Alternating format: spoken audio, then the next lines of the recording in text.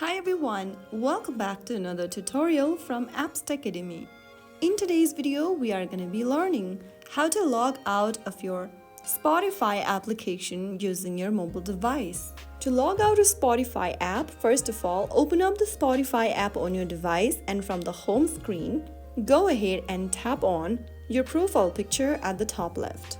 Now from the expanded menu, click on Settings and Privacy.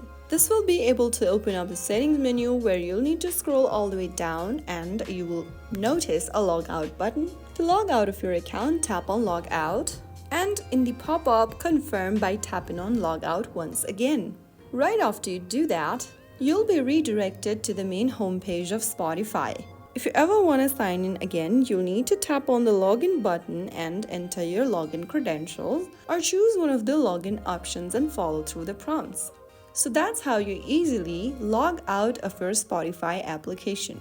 If you found the video helpful, don't forget to like, share, and subscribe to our channel for more Spotify content. I will be back again in the next video. Stay tuned till then.